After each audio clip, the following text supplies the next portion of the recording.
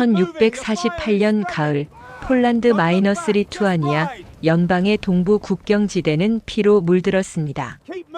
흐멜리츠키가 이끄는 코사크 반란군과 크림 타타르 기병대가 우크라이나 평원을 휩쓸며 귀족들의 영지를 잿더미로 만들었고 수만 명의 주민들이 학살당하거나 노예로 끌려갔습니다. 이것은 폴란드인들이 대홍수라 부르게 될 파국의 시작이었습니다. 바르샤바의 궁정에서는 연약한 왕 얀 2세 카즈미에시가 귀족 의회와 끝없는 논쟁을 벌이고 있었습니다. 귀족들은 자신들의 특권인 자유 거부권을 휘두르며 왕의 모든 제안을 무산시켰습니다. 단 한 명의 귀족이라도 반대하면 의회의 모든 결정이 무효화되는 이 악명 높은 제도는 한때 귀족 공화정의 자유를 상징했지만 이제는 나라를 마비시키는 독이 되어버렸습니다. 1655년 재앙은 더욱 깊어졌습니다. 스웨덴의 젊은 왕 카를 10세 구스타브가 4만의 정예군을 이끌고 발트해를 건너 폴란드로 쳐들어왔습니다. 폴란드 군대는 제대로 된 저항 한번 해보지 못하고 무너졌습니다. 귀족들은 서로를 비난하며 자신의 영지를 지키기에만 급급했고 일부는 아예 스웨덴 편에 붙어버렸습니다. 크라쿠프가 함락되고 바르샤바가 점령당했습니다. 왕은 슐레지엔으로 도망쳤고 연방의 3분의 2가 적의 수중에 들어갔습니다. 이 암흑기에 한 젊은 귀족이 역사의 무대에 등장했습니다. 1629년 8월 17일 올레스코 성에서 태어난 얀 소비에스키는 명문 마그나트 가문의 후손이었습니다. 그의 아버지 야쿠프 소비에스키는 크라쿠프의 성주였고 어머니 조피아는 당대 최고의 교육을 받은 여성이었습니다. 어린 얀은 크라쿠프의 야기엘론 대학에서 철학과 수사학을 이어서 파리와 라이덴에서 군사학과 외교술을 배웠습니다. 그는 라틴어, 프랑스어, 독일어, 이탈리아어, 터키어를 유창하게 구사했고 고대 로마의 전술서들을 탐독했습니다. 하지만 그를 진정한 전사로 만든 것은 책이 아니라 전장이었습니다. 1652년 23세의 소비에스키는 처음으로 전투에 참가했습니다. 베레스테츠코 전투에서 코사크 반란군과 맞서 싸우며 그는 전쟁의 잔혹함을 온몸으로 체감했습니다. 1655년 스웨덴 침공이 시작되자 그는 왕실 근위대의 기병 지휘관으로 임명되었습니다. 야로슬라프 전투에서 그는 소수의 윙드 후사르를 이끌고 스웨덴 기병대의 측면을 기습하여 귀중한 승리를 거두었습니다. 1660년 폴란드는 가까스로 스웨덴을 물리쳤지만 국토는 황폐화되었습니다. 인구의 3분의 1이 전쟁과 질병, 기근으로 사라졌습니다. 크라쿠프의 인구는 2만 명에서 8천 명으로 줄었고 수백 개의 마을이 지도에서 사라졌습니다. 경제는 붕괴되었고 국고는 텅 비었습니다. 그러나 연방의 시련은 끝나지 않았습니다. 남쪽에서 새로운 위협이 다가오고 있었습니다. 1663년 봄 오스만 제국의 술탄 메흐메드 4세는 폴란드 남부 국경을 압박하기 시작했습니다. 크림 칸국의 타타르 기병대가 폴란드의 마을들을 습격했고 수천 명의 포로들이 이스탄불의 노예시장으로 끌려갔습니다. 폴란드 의회는 또다시 논쟁에 빠져 아무런 결정도 내리지 못했습니다. 1665년 가을 소비에스키는 남부 국경의 사령관으로 임명되었습니다. 당시 그는 36세였고 이미 10년 넘게 전장을 누빈 노련한 장군이었습니다. 그는 즉시 국경 요새들을 점검하고 흩어진 군대를 재편성했습니다. 하지만 그가 가진 병력은 고작 4천 명에 불과했고 그나마 반은 제대로 된 무장도 갖추지 못한 상태였습니다. 1667년 10월 1일 운명적인 날이 찾아왔습니다. 폴란드 동남부 포돌리아 지방의 작은 마을 포다이체 근처에서 소비에스키의 3,000명 군대는 오스만 제국의 2만 명 대군과 마주쳤습니다. 수적으로 7배나 열세였습니다. 많은 장교들이 후퇴를 건의했지만 소비에스키는 거부했습니다. 우리가 물러서면 그들은 더 깊숙이 쳐들어올 것이요. 여기서 싸워야 합니다. 소비에스키는 지형을 이용한 기발한 전술을 구사했습니다. 그는 군대를 세 개의 집단으로 나누고 오스만군을 좁은 계곡으로 유인했습니다. 그리고 양쪽 언덕에 매복시킨 윙드 후사르들로 하여금 양날의 칼처럼 적을 협공하게 했습니다. 전투는 하루 종일 계속되었고 해질 무렵 오스만군은 패주했습니다. 폴란드군의 피해는 경미했지만 오스만군은 8,000명이 넘는 사상자를 냈습니다. 포다이체 전투의 소식은 폴란드 전역에 전해졌고 소비에스키는 일약 영웅이 되었습니다. 사람들은 그를 폴란드의 사자라 부르기 시작했습니다. 그러나 정작 그는 축배를 들 여유가 없었습니다. 전장에서 입은 상처들이 아물기도 전에 그는 다시 말에 올라 국경으로 향해야 했습니다. 1670년대 초 연방의 정치 상황은 더욱 악화되었습니다. 얀 2세 카지미에시는 1668년 퇴위했고 미하우 코리부트 비시니오비에츠키가 새 왕으로 선출되었습니다. 하지만 새 왕은 병약했고 귀족들은 여전히 자신들의 이익만을 챙기느라 바빴습니다. 국가는 사실상 무정부 상태였습니다. 1672년 8월 오스만 제국은 10만 대군을 동원하여 폴란드를 침공했습니다. 술탄 메흐메드 4세가 직접 군대를 이끌었고 대제상 퀴프릴리 파샤가 작전을 지휘했습니다. 이번에는 소규모 국경 분쟁이 아니라 전면전이었습니다. 폴란드의 남부 요새 도시 카미에니에츠 포돌스키가 포위되었습니다. 소비에스키는 급히 1만 명의 구원군을 이끌고 달려갔지만 오스만군의 압도적인 화력 앞에서 그조차 손을 쓸 수 없었습니다. 26일간의 포위 끝에 요새는 함락되었고 폴란드는 굴욕적인 부차치 조약을 맺어야 했습니다. 우크라이나 서부의 비옥한 땅 포돌리아를 오스만 제국에 넘겨주고 매년 막대한 공물을 바치기로 약속했습니다. 폴란드 전역에 분노가 들끓었습니다. 귀족들은 비겁한 왕과 무능한 의회를 비난했습니다. 그리고 많은 이들이 한 사람의 이름을 외치기 시작했습니다. 얀 소비에스키. 1673년 11월 11일 역사는 다시 한번 소비에스키에게 기회를 주었습니다. 호친 전투에서 그는 4만 명의 오스만군을 상대로 기적적인 승리를 거두었습니다. 그는 적의 진영을 밤새 포위하고 새벽에 윙드 후사르의 전격적인 돌격으로 적군을 괴멸시켰습니다. 이 승리로 부차치 조약의 굴욕은 일부나마 씻겨졌습니다. 그로부터 며칠 후 국왕 미하우 비시니오비에츠키가 급서했습니다. 연방은 다시 한번 선거를 통해 새로운 왕을 뽑아야 했습니다. 1674년 5월 21일 바르샤바 근교의 볼라 평원에 수만 명의 귀족들이 모였습니다. 왕을 선출하는 자유선거가 열린 것입니다. 여러 후보들이 난립했지만 대세는 분명했습니다. 프랑스 대사 드 베티우누 백작의 회고록에 따르면 귀족들의 군중 속에서 소비에스키 라는 함성이 끊임없이 터져나왔다고 합니다. 5월 21일 정오 프리마스 수석 대주교 미콜라이 프라즈모프스키가 공식 선언을 했습니다. 신의 은총과 귀족들의 뜻에 따라 얀 소비에스키를 폴란드 마이너스 리투아니아 연방의 국왕이자 대공으로 선출합니다. 45세의 소비에스키는 무릎을 꿇고 신앙 고백을 했습니다. 그리고 대관식용 홍포를 입고 일어섰습니다. 군중은 환호했지만 그의 얼굴에는 기쁨보다는 무거운 책임감이 서려 있었습니다. 그는 자신이 물려받은 것이 왕관이 아니라 폐허라는 것을 너무나 잘 알고 있었습니다. 얀 3세 소비에스키 왕으로 즉위한 그는 첫 연설에서 이렇게 말했습니다. 나는 영광을 위해 왕이 된 것이 아닙니다. 나는 이 연방을 구하기 위해 우리의 자유와 신앙을 지키기 위해 이 자리에 섰습니다. 우리 앞에는 어두운 날들이 기다리고 있습니다.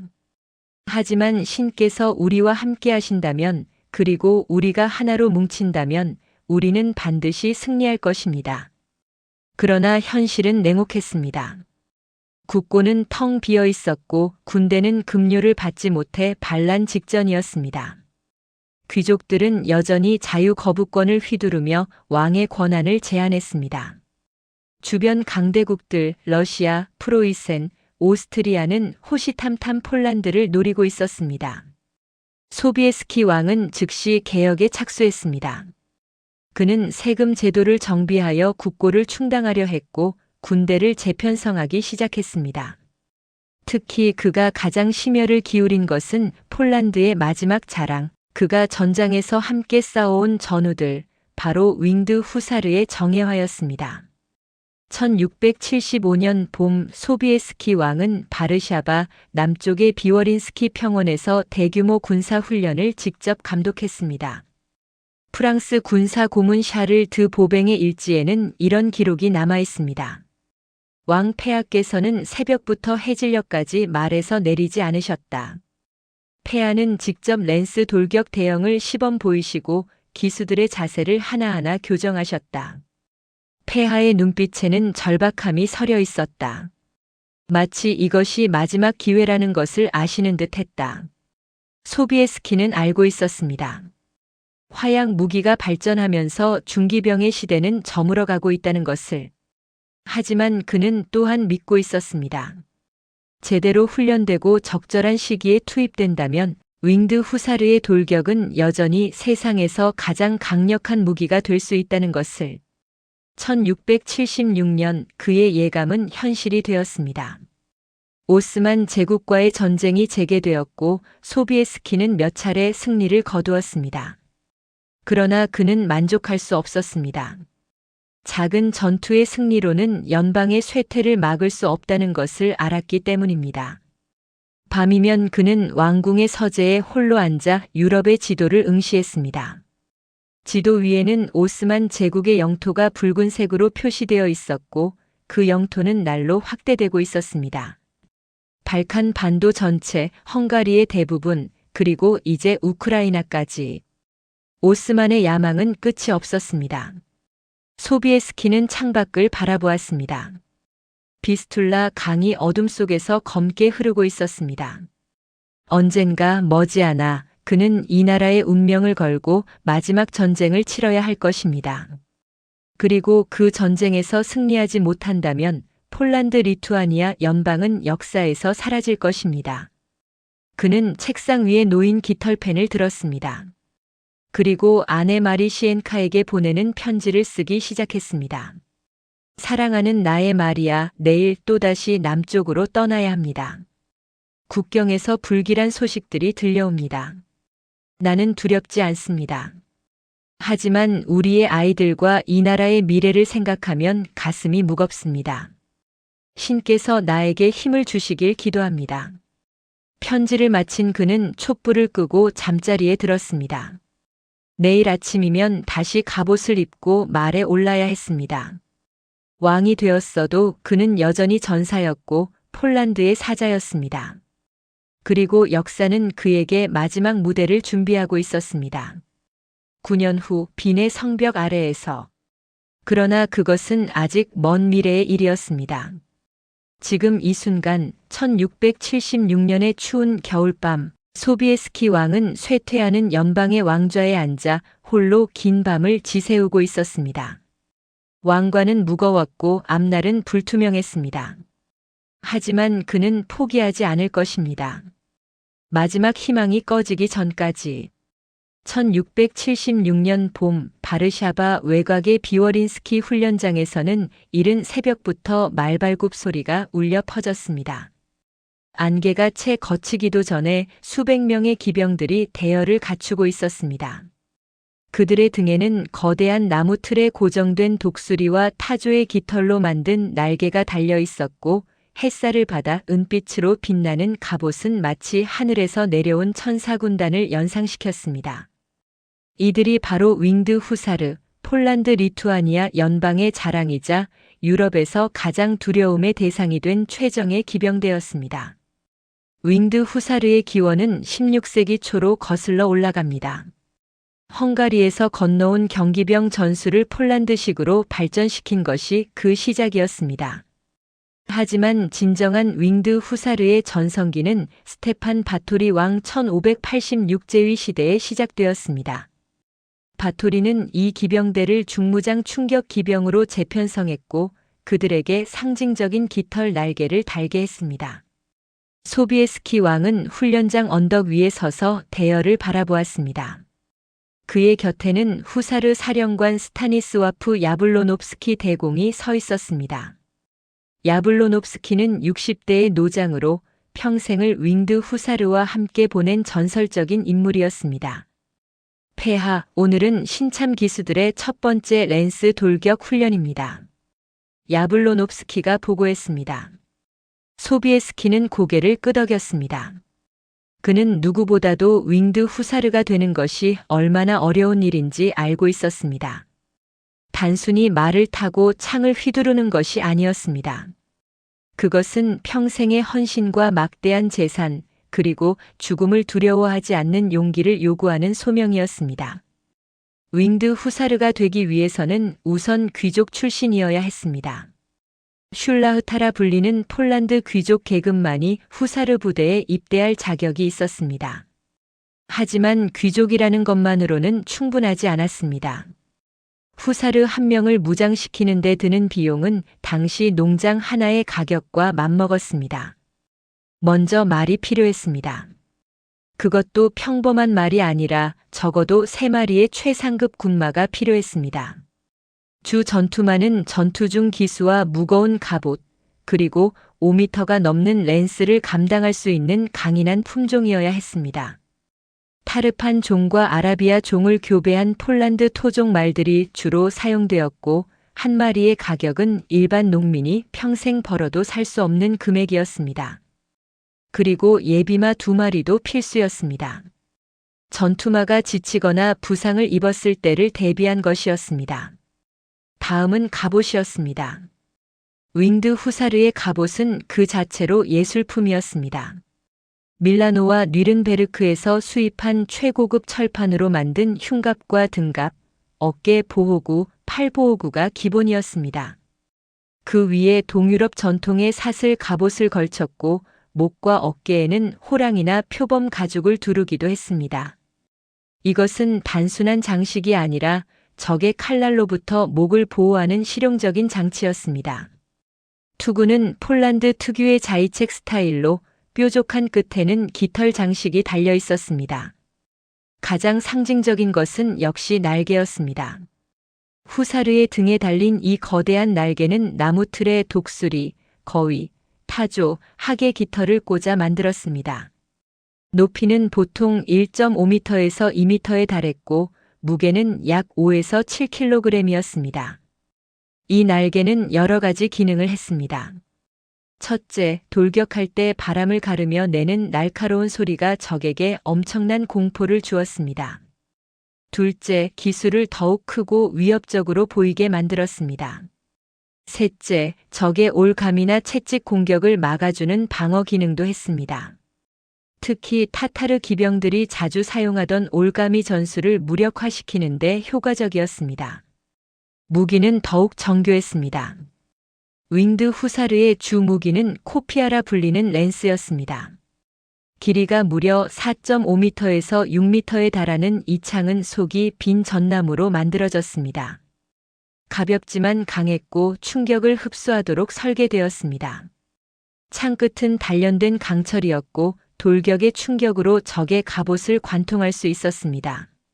랜스가 부러지거나 잃어버리면 후사르는 사벨이라는 곡도를 꺼내 들었습니다.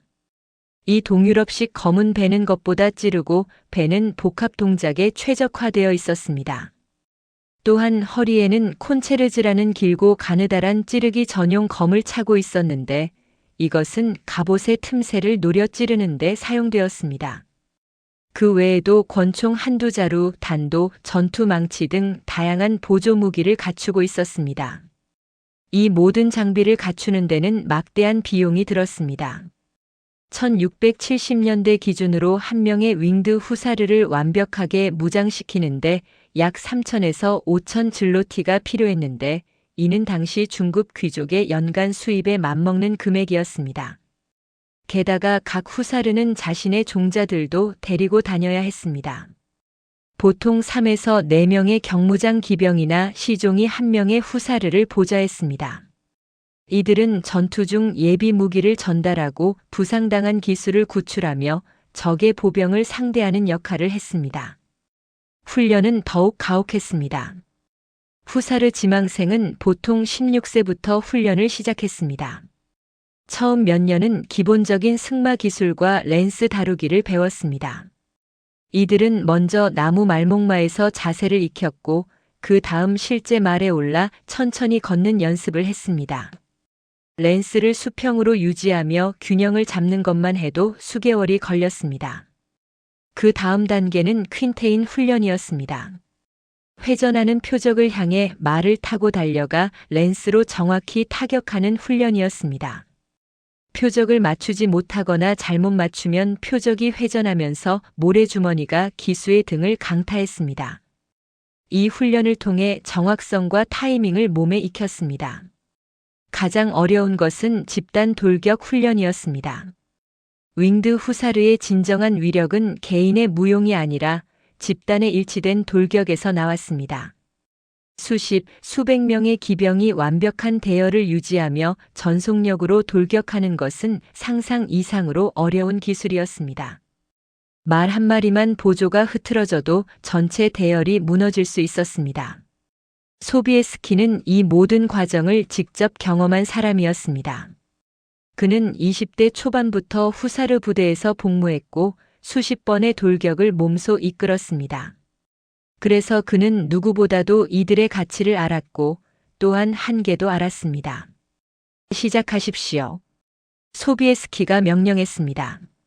나팔 소리가 울렸고 신참 후사르 50기가 서서히 움직이기 시작했습니다.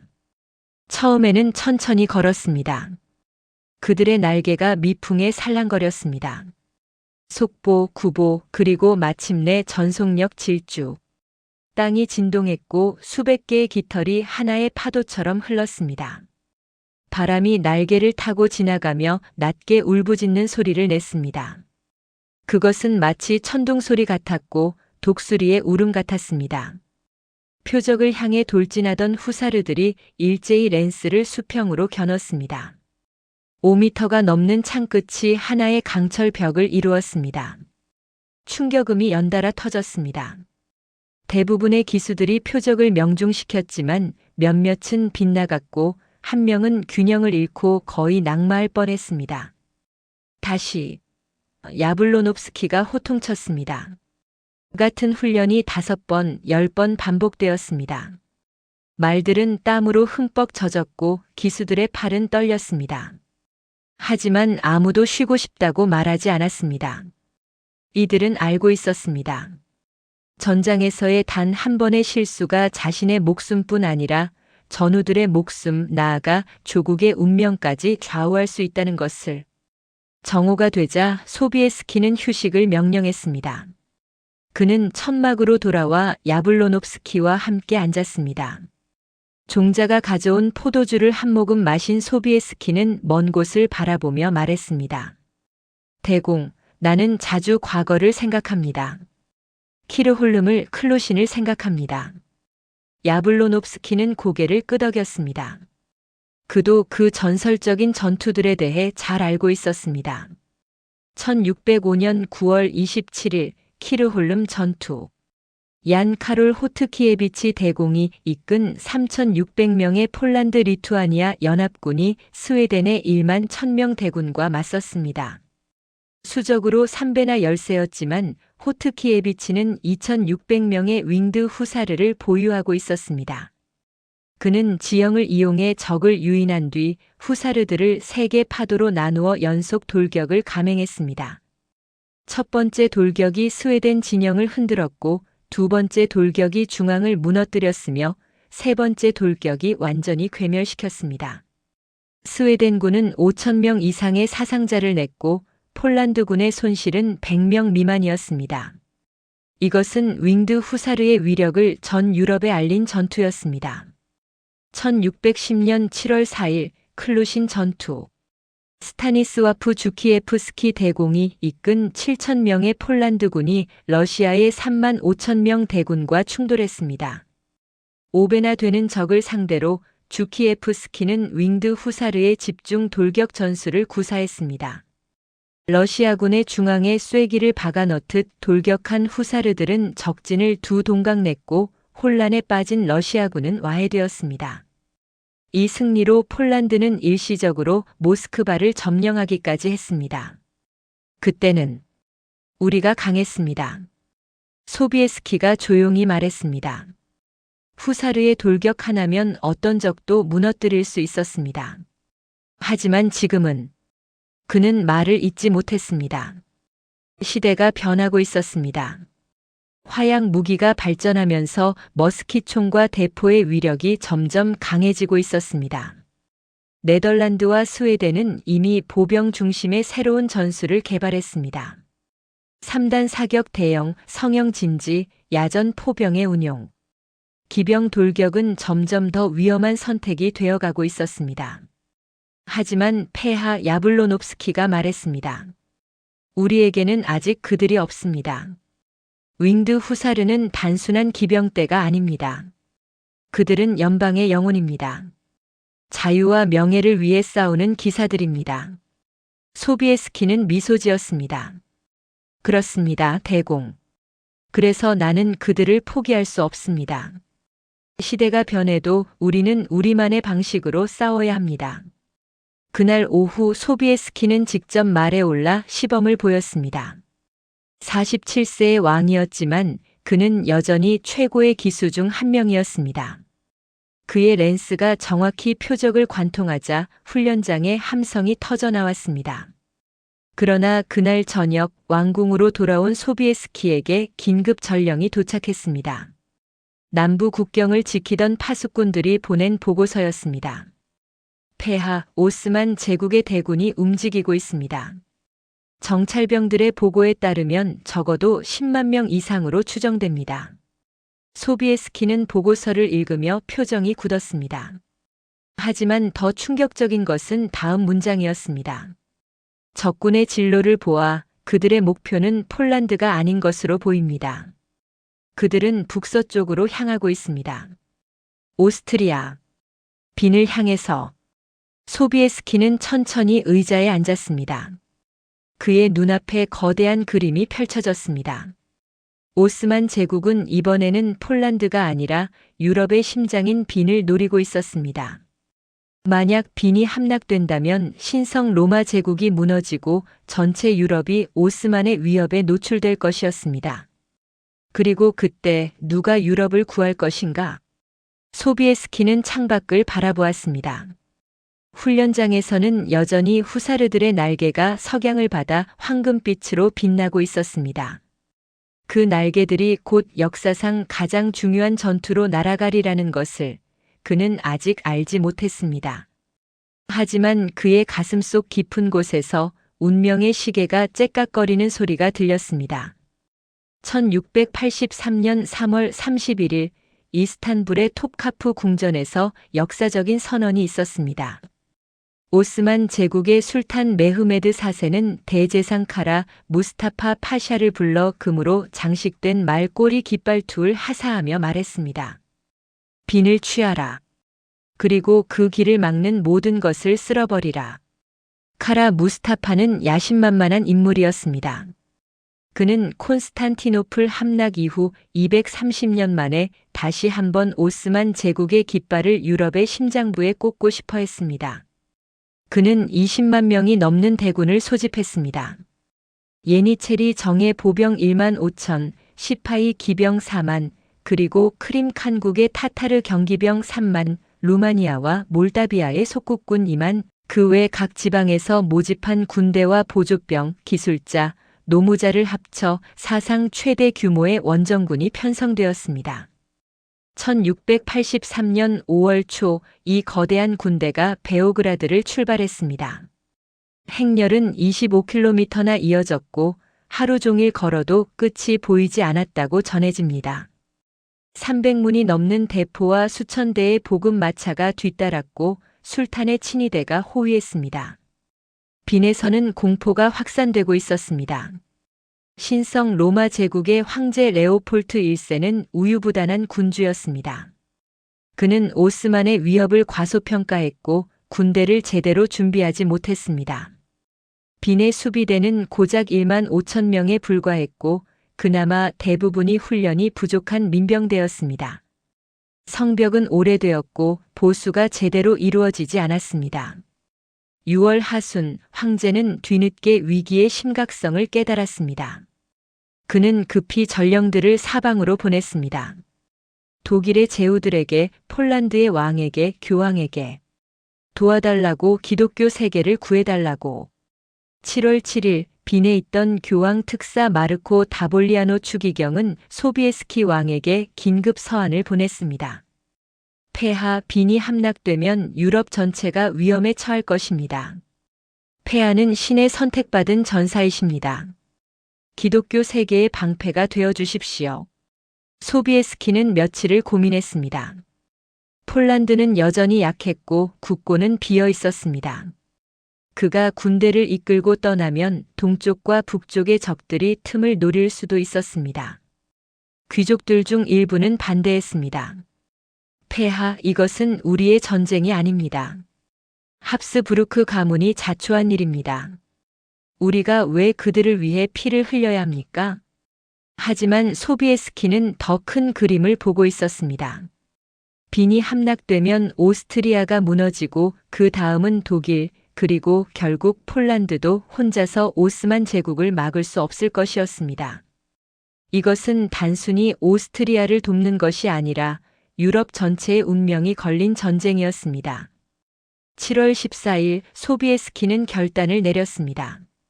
그는 왕궁의 대회의실에서 귀족 의회를 소집하고 연설했습니다.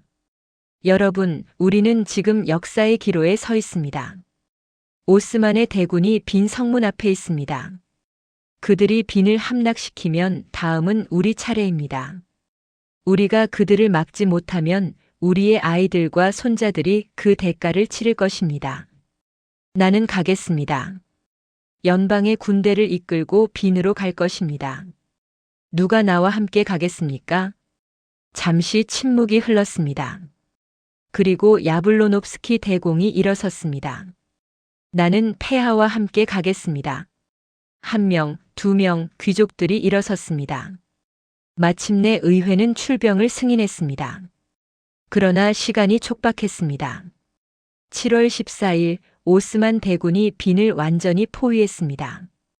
카라 무스타파는 빈 성벽 남쪽 2km 지점에 화려한 천막을 치고 지휘소를 설치했습니다. 그의 천막은 거대한 도시를 방불케 했습니다. 양탄자가 깔린 넓은 공간, 분수가 있는 정원, 심지어 이동식 목욕탕까지 갖추고 있었습니다.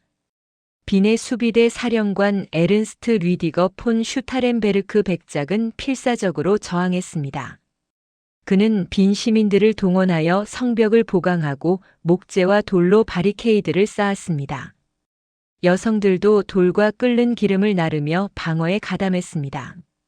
오스만군은 최신 공성 전술을 사용했습니다. 그들은 차물을 파서 성벽에 접근했고 지하 터널을 뚫어 화약을 장전한 뒤 폭파시켰습니다. 매일 밤 거대한 폭발음이 울렸고 성벽의 일부가 무너졌습니다.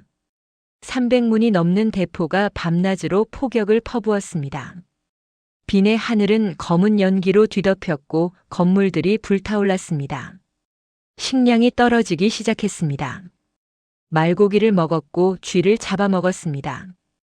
우물이 오염되어 질병이 퍼졌습니다. 하지만 슈타렌베르크는 항복하지 않았습니다.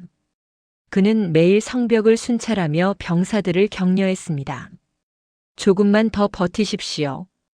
구원군이 오고 있습니다.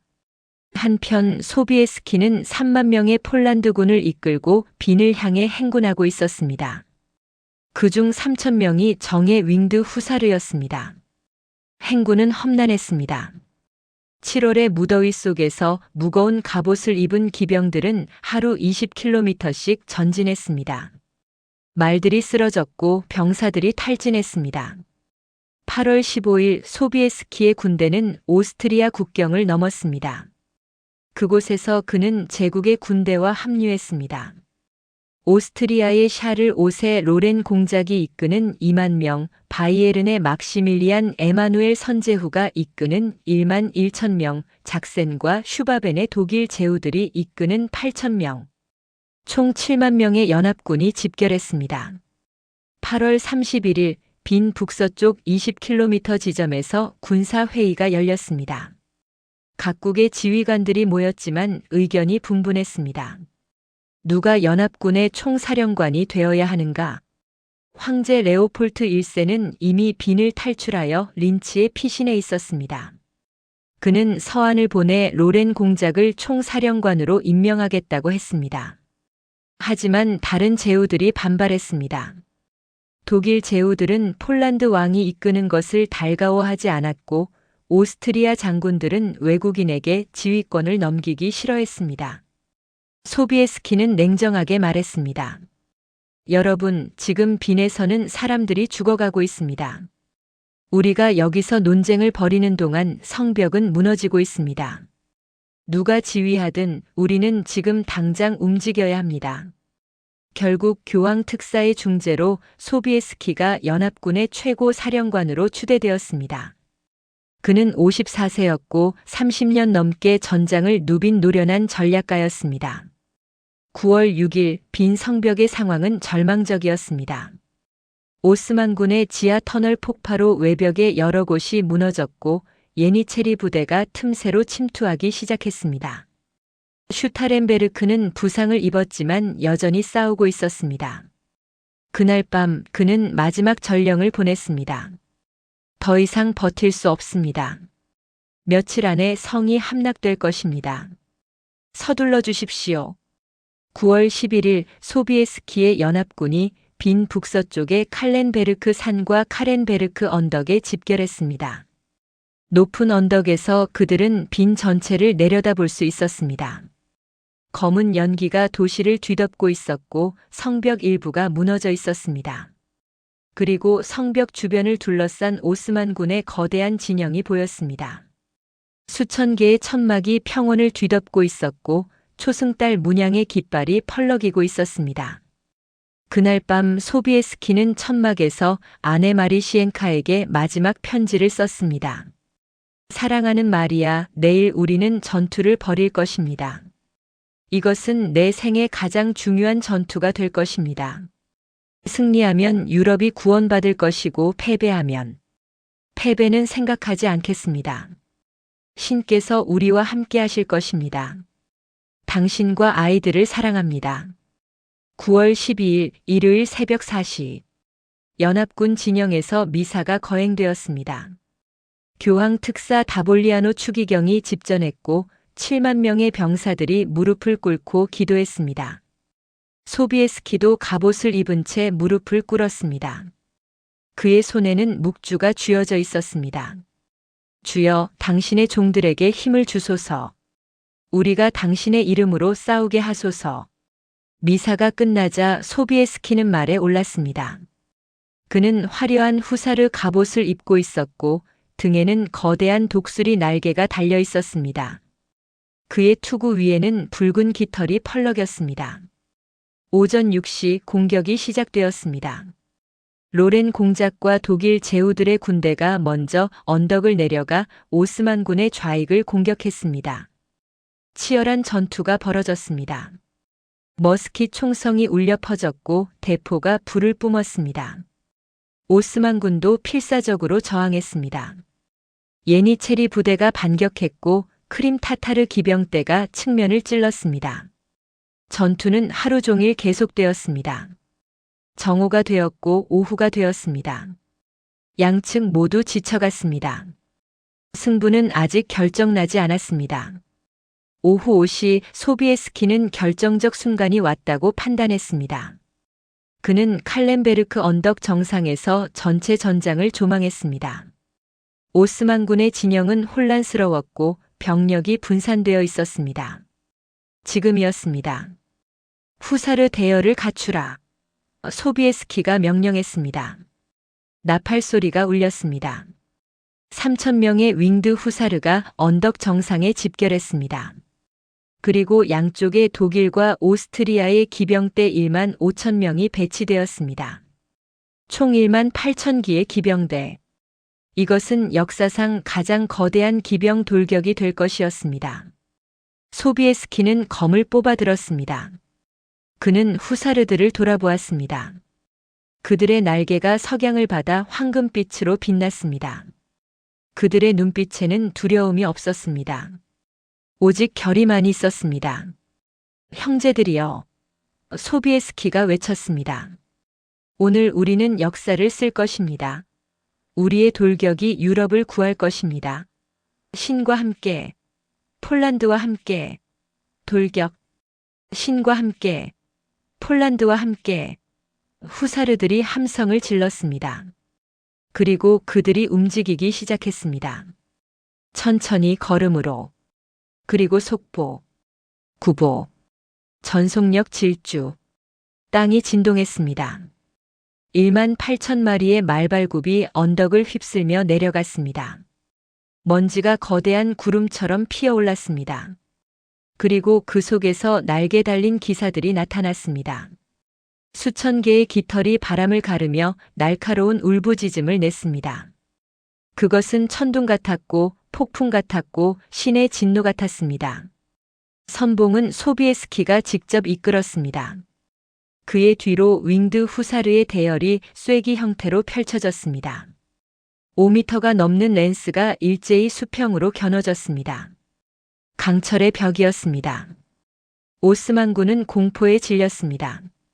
그들은 이런 광경을 본 적이 없었습니다.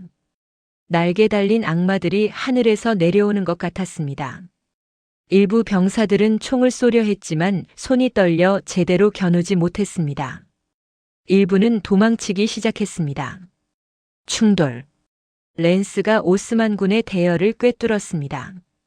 첫 번째 파도가 지나가고 두 번째, 세 번째 파도가 이어졌습니다. 오스만군의 진영이 무너졌습니다. 병사들이 쓰러졌고 말들이 비명을 지르며 넘어졌습니다. 혼돈이었습니다. 소비에스키는 돌격의 선두에서 싸웠습니다. 그는 랜스로 적을 찔렀고 랜스가 부러지자 사배를 뽑아들었습니다. 그의 주변에서 후사르들이 적을 베고 찔렀습니다. 그들의 날개는 피로 물들었지만 여전히 위풍당당했습니다. 카라 무스타파는 자신의 천막에서 이 광경을 목격했습니다. 그는 믿을 수 없었습니다. 거대한 군대가 와해되고 있었습니다. 그는 친위대를 보내 반격을 시도했지만 이미 늦었습니다. 공포는 전염병처럼 퍼졌고 오스만군은 무질서하게 후퇴하기 시작했습니다. 해질 무렵 소비에스키는 카라 무스타파의 화려한 천막에 도달했습니다. 대제상은 이미 도망쳤고 천막은 텅 비어 있었습니다. 소비에스키는 말에서 내려 천막 안으로 들어갔습니다. 그곳에는 황금과 보석, 비단과 양탄자가 가득했습니다. 그리고 초승달 문양의 깃발이 있었습니다. 소비에스키는 그 깃발을 집어들었습니다. 그리고 밖으로 나왔습니다. 주변에는 승리에 환호하는 병사들이 있었습니다. 빈의 성문이 열렸고 생존자들이 나왔습니다. 그들은 울면서 웃었습니다. 소비에스키는 피로 얼룩진 갑옷을 입은 채 말에 올랐습니다. 그리고 빈을 향해 천천히 전진했습니다. 그의 등에 달린 날개는 부러지고 찢어져 있었지만 여전히 그를 신화 속 영웅처럼 보이게 했습니다. 그날 밤 소비에스키는 아내에게 짧은 편지를 썼습니다. 보았노라, 보았노라, 그리고 신께서 승리하셨도다. 빈은 구원받았습니다. 유럽은 구원받았습니다. 그리고 얀 3세 소비에스키는 영원히 유럽의 구원자로 기억될 것이었습니다. 1683년 9월 13일 빈의 슈테판 대성당에서 승전 미사가 거행되었습니다. 총알 구멍과 포탄 자국으로 얼룩진 성당 안에서 얀 3세 소비에스키는 무릎을 꿇고 기도했습니다. 오스트리아의 귀족들, 독일의 제후들, 그리고 살아남은 빈 시민들이 그를 애워쌌습니다. 모두가 울고 있었습니다. 기쁨의 눈물이었습니다. 교황 특사 마르코 다볼리아노 추기경은 떨리는 목소리로 선포했습니다. 폴란드의 왕이시여, 당신은 기독교 세계의 구원자이십니다. 당신의 이름은 영원히 기억될 것입니다. 유럽 전역에서 축배가 터져 나왔습니다. 로마의 교황 인노첸시오 11세는 9월 15일을 마리아 성명 축일로 선포하며 소비에스키의 승리를 기렸습니다. 파리에서는 루이 14세가 승리를 축하하는 서한을 보냈고 런던의 찰스 2세도 축하 사절을 파견했습니다. 소비에스키는 일약 유럽에서 가장 유명한 군주가 되었습니다. 하지만 정작 소비에스키 자신은 황홀경에 취해 있지 않았습니다. 9월 말 빈에서의 축제가 한창일 때 그는 조용히 아내 마리시엔카에게 편지를 썼습니다. 사랑하는 마리아, 모두가 승리를 축하하고 있지만 나의 마음은 무겁습니다. 우리는 전투에서 이겼지만 전쟁은 끝나지 않았습니다. 오스만은 여전히 강하고 우리 연방은 여전히 약합니다. 이 승리가 과연 무엇을 바꿀 수 있을까요? 그의 우려는 곧 현실이 되었습니다. 10월 초 황제 레오폴트 1세가 빈으로 돌아왔습니다. 그는 소비에스키를 만나 감사를 표했지만 그의 태도는 어딘가 냉담했습니다. 합스부르크 가문의 자존심이 상한 것이었습니다. 자신들의 수도를 외국 군주가 구원했다는 사실이 달갑지 않았습니다. 더 심각한 것은 전리품 분배 문제였습니다. 카라 무스타파의 진영에서 노획한 엄청난 보물들 금은보화, 보석, 비단, 융단, 그리고 수천 마리의 말과 수백 문의 대폭을 누가 가질 것인가를 두고 연합군 지휘관들 사이에 분쟁이 일어났습니다. 독일 제후들은 자신들의 몫을 주장했고 오스트리아는 빈 시민들의 고통에 대한 보상을 요구했습니다. 소비에스키는 분노했습니다. 폴란드군이 가장 큰 희생을 치렀음에도 불구하고 전리품의 상당 부분이 다른 나라들에게 돌아갔습니다. 더욱이 폴란드군은 급료를 제대로 받지 못하고 있었습니다. 국고가 비어 있었기 때문입니다.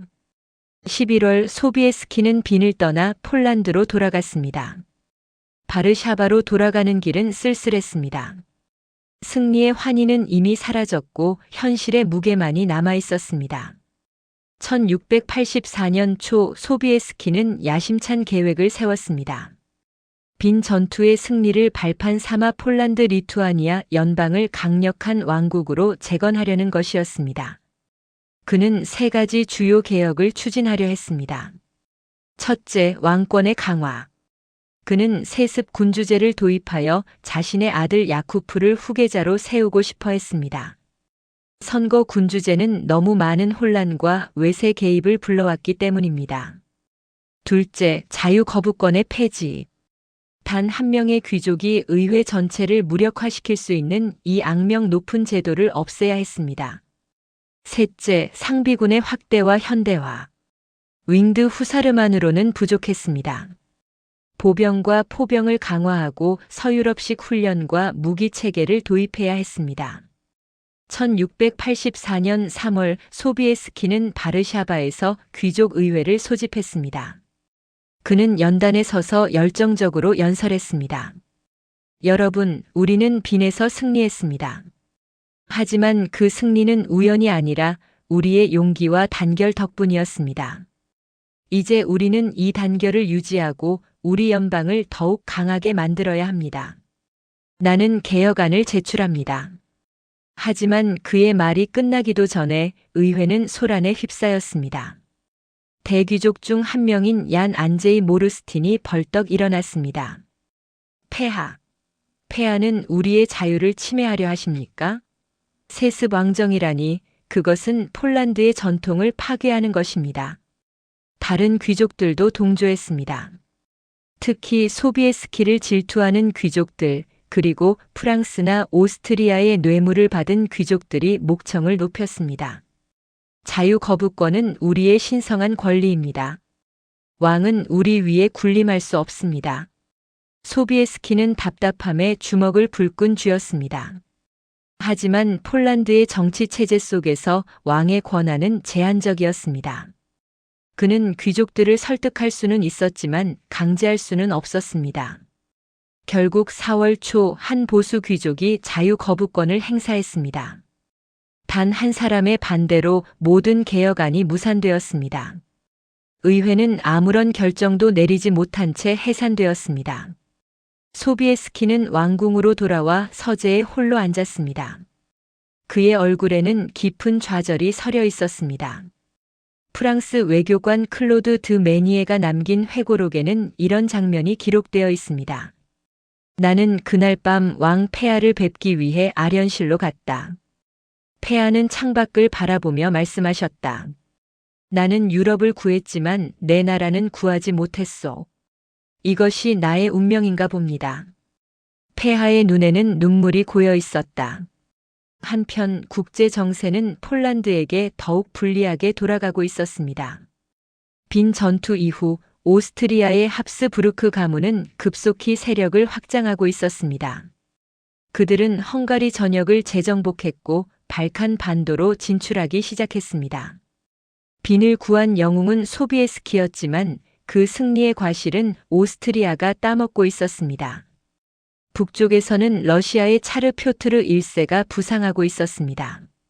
1682년 10세의 나이로 즉위한 이 젊은 군주는 이미 러시아를 현대화하고 강군을 양성하려는 야심을 드러내고 있었습니다. 그는 발트해로의 진출을 꿈꾸고 있었고 폴란드의 동부 영토를 탐내고 있었습니다. 서쪽의 프로이센도 위협이었습니다. 선제후 프리드리히 빌헬름은 유능한 통치자로 군대를 강화하고 경제를 발전시키고 있었습니다. 그는 폴란드의 약점을 예리하게 관찰하고 있었습니다. 1686년 소비에스키는 또 한 번 오스만 제국과의 전쟁에 나섰습니다. 오스트리아, 베네치아와 함께 신성 동맹을 결성하고 몰다비아로 진격했습니다. 하지만 이번 원정은 실패였습니다. 야시 근처에서 벌어진 전투에서 폴란드군은 오스만 타타르 연합군에게 패배했습니다. 원인은 여러 가지였습니다. 첫째, 보급이 제대로 이루어지지 않았습니다.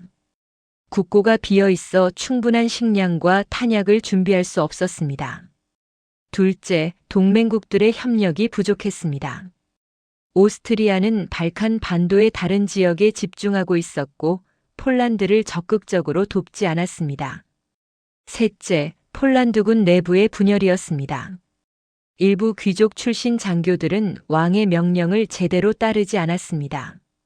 소비에스키는 수천 명의 병사를 잃고 폴란드로 돌아와야 했습니다. 그는 이제 60대에 접어들었고 건강도 악화되고 있었습니다. 빈 전투에서 입은 상처들이 제대로 낫지 않았고 통풍과 관절염에 시달렸습니다. 1690년대에 들어서자 소비에스키는 점점 더 고립되어 갔습니다. 귀족들은 그를 존경했지만 그의 정책을 지지하지는 않았습니다. 의회는 여전히 자유 거부권으로 마비되어 있었고 왕은 아무것도 할 수 없었습니다. 1694년 소비에스키의 건강은 급격히 악화되었습니다. 그는 대부분의 시간을 비라누프 궁전에서 보냈습니다. 그곳에서 그는 아내 마리 시엔카와 함께 조용한 시간을 보냈습니다. 그들은 정원을 거닐며 과거를 회상했습니다. 마리아, 소비에스키가 조용히 말했습니다. 우리는 좋은 싸움을 싸웠소. 빈에서의 그날 나는 내가 역사에 무언가를 남길 수 있다고 믿었소. 하지만 당신은 이미 충분히 하셨어요. 마리 시엔카가 그의 손을 잡으며 말했습니다. 당신은 유럽을 구했어요. 수백만 명의 목숨을 살렸어요. 역사는 당신을 기억할 거예요. 하지만 내 조국은 소비에스키의 목소리가 떨렸습니다. 나는 내 조국을 구하지 못했소. 이 연방은 여전히 약하고 분열되어 있소. 내가 죽고 나면 무슨 일이 일어날지. 그는 말을 잇지 못했습니다. 그는 알고 있었습니다. 자신이 죽으면 다시 혼란스러운 선거가 벌어질 것이고 외세가 개입할 것이며 연방은 더욱 약화될 것이라는 것을. 1696년 봄 소비에스키의 상태는 위독해졌습니다. 의사들이 왕궁을 드나들었지만 그들도 할 수 있는 것이 거의 없었습니다. 그는 침대에 누워 천장을 바라보며 지난 날들을 떠올렸습니다. 포다이체에서의 첫 승리, 호친에서의 영광, 그리고 빈의 언덕에서 내려다본 그 장엄한 광경. 윙드 후사르의 날개가 햇빛을 받아 반짝이던 순간. 돌격의 천둥 같은 소리. 승리의 환호. 하지만 그 모든 영광이 무슨 소용이 있었을까요? 연방은 여전히 쇠퇴하고 있었고 귀족들은 여전히 분열되어 있었으며 적들은 여전히 국경을 위협하고 있었습니다. 1696년 6월 17일 얀 3세 소비에스키는 비라누프 궁전에서 67세의 나이로 세상을 떠났습니다. 그의 임종을 지킨 것은 아내 마리시엔카와 몇몇 충직한 신하들 뿐이었습니다. 그의 마지막 말은 이렇게 전해집니다. 내가 윙드 후사르와 함께 마지막 돌격을 했다면 얼마나 좋았을까. 폴란드 전역에 애도의 물결이 퍼졌습니다. 사람들은 폴란드의 사자를, 유럽의 구원자를 잃었습니다. 하지만 그들의 슬픔 속에는 불길한 예감도 섞여 있었습니다. 이제 누가 연방을 지킬 것인가? 소비에스키의 장례식은 7월 초 크라쿠프의 바벨 대성당에서 성대하게 거행되었습니다. 수만 명의 사람들이 거리를 메웠고 윙드 후사르들이 그의 관을 호위했습니다. 그들의 날개는 검은 천으로 덮여 있었습니다. 유럽의 군주들이 조문 사절을 보냈습니다. 교황은 특별 미사를 집전했고 오스트리아 황제는 추도문을 보냈습니다. 하지만 그 어떤 화려한 의식도 그 어떤 찬사도 소비에스키가 남긴 쓰라린 진실을 바꿀 수는 없었습니다. 그는 한 번의 위대한 전투에서 승리했지만 시대의 흐름을 막을 수는 없었습니다. 그의 죽음과 함께 폴란드 리투아니아 연방의 황금 시대는 완전히 막을 내렸습니다. 그리고 그림자가 다가오고 있었습니다. 러시아의 프로이센의 오스트리아의 그림자가 1697년 소비에스키 사후 1년 만에 작센의 선제후 아우구스트 2세가 뇌물과 무력을 동원하여 폴란드 왕으로 선출되었습니다. 그는 외국인이었고 폴란드에 관심이 없었습니다. 그는 단지 폴란드의 자원을 이용하여 자신의 야망을 추구했습니다. 귀족들은 여전히 자유 거부권을 휘두르며 의회를 마비시켰고 외세는 점점 더 깊숙이 폴란드의 내정에 간섭했습니다. 소비에스키가 두려워했던 미래가 현실이 되고 있었습니다. 그리고 아무도 그것을 막을 수 없었습니다. 비라누프 궁전의 서재에는 소비에스키의 갑옷과 사벨이 걸려 있었습니다.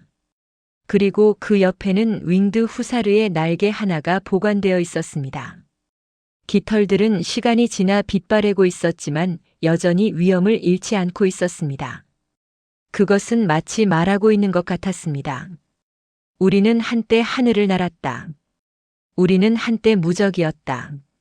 하지만 모든 영광에는 끝이 있고 모든 날개에는 낙하가 있다. 폴란드의 긴 밤이 시작되고 있었습니다. 1697년 가을 소비에스키 왕이 세상을 떠난 지 1년이 조금 넘은 시점 폴란드 리투아니아 연방은 또다시 선거의 혼란에 휩싸였습니다. 볼라 평원에 모인 귀족들은 금화와 약속에 현혹되어 작센의 선제후 프리드리히 아우구스트를 새로운 왕으로 선출했습니다. 그는 아우구스트 2세라는 이름으로 즉위했지만 그는 폴란드어조차 제대로 하지 못하는 외국인이었습니다. 바르샤바의 거리에서 늙은 후사르 한 명이 이 광경을 지켜보고 있었습니다. 그의 이름은 얀 타데우시 코시우스키, 빈 전투에 참전했던 기수 중 한 명이었습니다. 이제 70대에 접어든 그는 더 이상 말에 오르지 못했고 연금으로 근근히 생계를 유지하고 있었습니다. 그의 집 다락방에는 14년 전 빈 언덕에서 착용했던 날개가 먼지를 뒤집어 쓴 채 놓여 있었습니다. 새 왕은 즉위하자마자 무모한 전쟁을 시작했습니다. 1700년 아우구스트 2세는 러시아의 표트르 대제, 덴마크의 프레데리크 4세와 동맹을 맺고 스웨덴을 공격했습니다. 대북방 전쟁의 시작이었습니다. 그는 폴란드의 귀족들과 제대로 상의하지도 않았고 전쟁 준비도 충분하지 않았습니다. 결과는 참담했습니다. 젊은 스웨덴 왕 카를 12세는 천재적인 군사 전략가였습니다. 1702년 그는 폴란드 영토로 진격했고 폴란드군을 연이어 격파했습니다.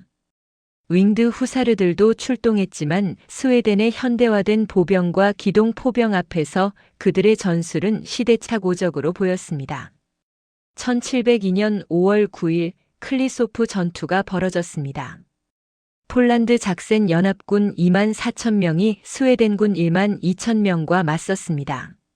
수적으로는 2배 우세했지만 전투는 일방적이었습니다. 폴란드 기병대가 돌격을 시도했지만 스웨덴 보병의 3단 사격과 포병의 포화 앞에서 무너졌습니다. 그날 전투에 참전한 한 젊은 후사르, 스타니스와프 포토츠키는 후에 이렇게 회상했습니다. 우리는 아버지 세대가 그랬던 것처럼 돌격했습니다. 날개를 달고 랜스를 겨누고. 하지만 적의 총탄이 비처럼 쏟아졌습니다. 내 옆에 전우가 머리에 총을 맞고 쓰러졌고 앞에 말이 다리를 맞고 넘어졌습니다. 우리는 적진에 도달하기도 전에 반 이상을 잃었습니다. 나는 그날 깨달았습니다. 우리의 시대가 끝났다는 것을. 클리소프 전투의 패배는 상징적이었습니다. 한때 유럽을 떨게 했던 윙드 후사르는 이제 시대에 뒤떨어진 유물이 되어가고 있었습니다.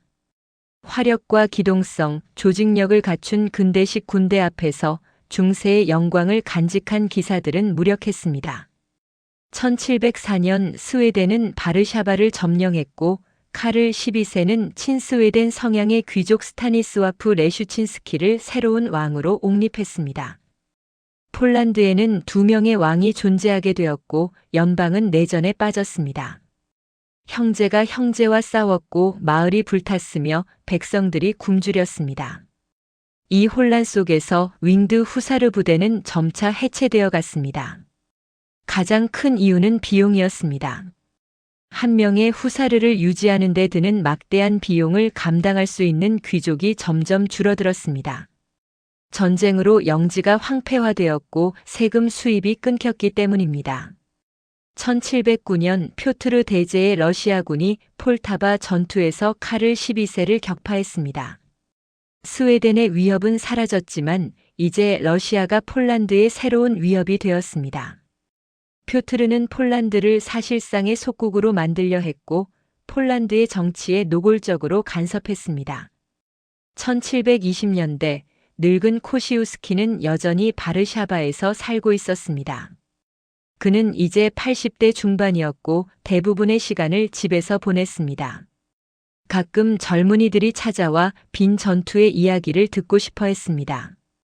노인장, 정말 그때 1만 8천 기가 한꺼번에 돌격했습니까? 그렇다네. 코시우스키가 먼 눈으로 대답했습니다. 내 평생 본 것 중 가장 장엄한 광경이었지. 수천 개의 날개가 햇빛을 받아 번쩍였고 땅이 진동했네. 우리는 무적이었어.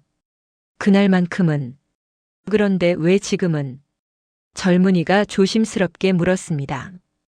코시우스키는 한숨을 쉬었습니다. 세상이 변했기 때문이지. 우리는 변하지 않았지만 세상이 변했네. 그게 문제였어. 1730년 코시우스키가 92세의 나이로 세상을 떠났습니다. 그의 장례식에는 몇몇 늙은 전우들과 가족들만 참석했습니다. 그의 유품 중에는 빈 전투에서 사용했던 날개가 있었습니다. 그의 손자는 그것을 가문의 유산으로 보관하기로 했습니다. 1733년 폴란드는 또다시 왕위 계승 전쟁에 휩싸였습니다. 아우구스트 2세가 죽자 스타니스와프 레슈친스키와 아우구스트 3세 아우구스트 2세의 아들 사이에 내전이 벌어졌습니다. 프랑스는 레슈친스키를, 러시아와 오스트리아는 아우구스트 3세를 지원했습니다.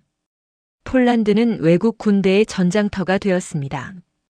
이 전쟁에서도 윙드 후사르 부대가 일부 동원되었지만 그들의 역할은 미미했습니다. 대부분의 전투는 보병과 포병이 결정했고 기병은 정찰과 추격 정도만 담당했습니다. 1740년대 프로이센에서는 프리드리히 2세 대왕과 즉위했습니다. 그는 냉혹한 현실주의자이자 뛰어난 군사 전략가였습니다. 그는 프로이센을 유럽의 강대국으로 만들었고 폴란드의 약점을 예리하게 관찰했습니다. 1756년 7년 전쟁이 시작되었습니다.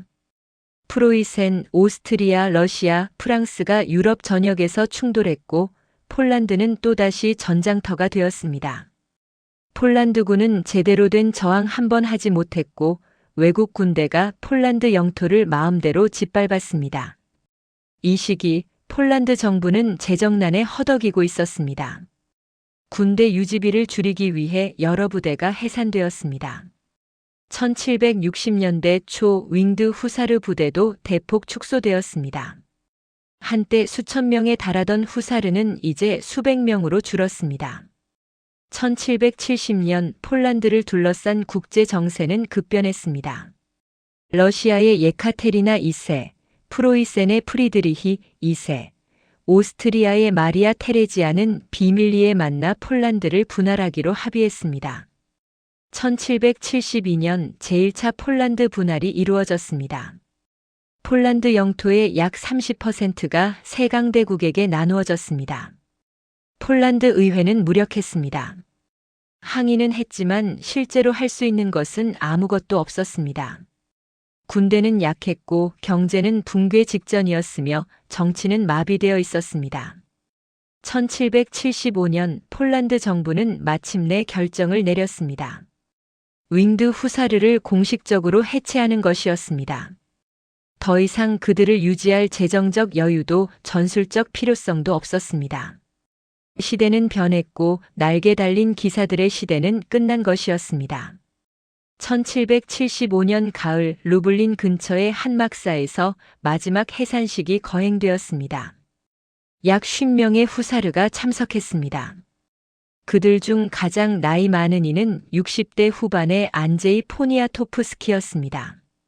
그는 젊은 시절 아버지와 함께 빈 전투에 참전했던 사람의 아들이었습니다. 지휘관이 해산 명령을 낭독했습니다. 국왕 폐하의 명에 따라 윙드 후사르 부대는 본일로서 공식 해체됩니다. 여러분의 오랜 봉사에 감사드립니다. 형식적인 문구들이 이어졌습니다. 하지만 그 자리에 모인 후사르들의 얼굴에는 복잡한 감정이 교차했습니다. 자부심, 슬픔, 분노, 그리고 무력감. 포니아토프스키는 자신의 날개를 벗었습니다. 깃털들은 오랜 세월 동안 빛바래고 일부는 부러져 있었습니다. 그는 그것을 조심스럽게 들여다보았습니다. 이 날개를 달고 그의 아버지는 빈의 언덕을 내려갔었습니다. 그리고 유럽을 구했습니다. 하지만 이제 그 영광은 역사 속으로 사라지고 있었습니다. 그날 밤 포니아토프스키는 자신의 집으로 돌아와 일기를 썼습니다. 그의 일기는 현재 크라쿠프의 차르토리스키 박물관에 보관되어 있습니다. 1775년 10월 23일. 오늘 우리 부대가 해체되었다. 150년의 역사가 막을 내렸다. 나는 아버지에게서 들었던 빈 전투의 이야기를 떠올렸다. 그날의 영광을, 그날의 자부심을. 하지만 이제 그 모든 것이 끝났다. 우리의 날개는 이제 박물관의 유물이 될 것이다. 그리고 사람들은 우리를 잊을 것이다. 아니, 어쩌면 전설로만 기억할 것이다. 옛날 옛적에 날개 달린 기사들이 있었다. 라고. 1793년과 1795년 제2차와 제3차 폴란드 분할이 이어졌습니다. 마침내 1795년 폴란드 리투아니아 연방은 지도에서 완전히 사라졌습니다. 러시아, 프로이센, 오스트리아가 폴란드를 3등분했고 폴란드는 국가로서의 존재를 상실했습니다. 1795년 11월 이제 80대가 된 포니아토프스키는 자신의 서재에 앉아 있었습니다. 창밖으로는 러시아군이 거리를 행진하는 것이 보였습니다. 폴란드의 깃발은 내려갔고 러시아의 쌍두 독수리 깃발이 펄럭이고 있었습니다. 그는 벽에 걸린 날개를 바라보았습니다. 아버지가 빈에서 사용했던 그리고 자신이 마지막으로 착용했던 그 날개. 깃털들은 이제 거의 다 빠져서 앙상한 나무 틀만 남아 있었습니다. 소비에스키 왕이시여, 그가 중얼거렸습니다. 당신이 지키려 했던 이 나라가 결국 이렇게 끝났습니다. 그의 눈에서 눈물이 흘러내렸습니다. 하지만 이야기는 여기서 끝나지 않았습니다. 폴란드는 지도에서 사라졌지만 폴란드인들의 가슴 속에서는 살아 있었습니다. 그들은 조국의 역사를 아이들에게 들려주었습니다. 위대했던 시절의 이야기를, 영웅들의 이야기를. 그리고 그 이야기 중 가장 빛나는 것은 빈의 언덕에서 날개를 펼치고 내려간 기사들의 이야기였습니다. 19세기 내내 폴란드인들은 독립을 위해 싸웠습니다. 1830년, 1863년 봉기가 있었고 수많은 이들이 피를 흘렸습니다. 그리고 그들이 싸울 때마다 그들은 윙드 후사르의 이야기를 떠올렸습니다. 1918년 제1차 세계대전이 끝나고 폴란드는 마침내 독립을 되찾았습니다. 123년 만에 부활이었습니다. 새로 건국된 폴란드 공화국은 자신들의 정체성을 찾기 위해 역사를 돌아보았습니다. 그리고 그들은 윙드 후사르를 그리고 얀 3세 소비에스키를 재발견했습니다. 바르샤바의 거리에 소비에스키의 동상이 세워졌습니다. 박물관에는 후사르의 갑옷과 날개가 전시되었습니다. 역사책에는 빈 전투의 이야기가 자세히 기록되었습니다. 제2차 세계대전 중 폴란드가 다시 점령당했을 때도 폴란드인들은 윙드 후사르의 이야기를 잊지 않았습니다. 저항군들은 그들의 용기를 본받으려 했고 망명 정부는 그들의 영광을 상기시켰습니다. 21세기인 오늘날 윙드 후사르는 폴란드의 가장 강력한 상징 중 하나입니다. 그들의 이미지는 영화와 책, 게임과 예술 작품에 등장합니다. 세계 각지의 사람들이 그들의 이야기에 매료됩니다. 하지만 무엇보다 중요한 것은 윙드 후사르가 폴란드인들에게 전하는 메시지입니다. 우리는 작은 나라일지 모른다. 강대국들 사이에 끼인 약한 나라일지 모른다. 하지만 우리에게는 용기가 있고 명예가 있으며 포기하지 않는 정신이 있다. 우리는 한때 유럽을 구했다. 그리고 우리는 다시 일어설 수 있다. 크라쿠프의 바벨 대성당, 소비에스키 왕의 무덤 앞에는 언제나 꽃이 놓여 있습니다. 사람들은 그곳에 와서 묵념하고 그의 업적을 기억합니다. 그리고 박물관의 유리관 속에 300년 전 빈의 언덕을 내려갔던 윙드 후사르의 날개가 조용히 전시되어 있습니다. 깃털들은 빛바래고 일부는 부러졌지만 여전히 위엄을 잃지 않고 있습니다. 그 날개를 바라보는 사람들은 상상합니다. 수천 명의 기사들이 언덕을 휩쓸며 내려가는 장면을, 날개가 바람을 가르며 내는 천둥 같은 소리를, 그리고 역사를 바꾼 그 순간을. 윙드 후사르는 사라졌습니다. 하지만 그들의 전설은 영원히 남아 있습니다. 폴란드 민족의 가슴 속에, 그리고 인류 역사의 가장 빛나는 장면 중 하나로. 날개는 떨어졌지만 영광은 날아오릅니다. 영원히.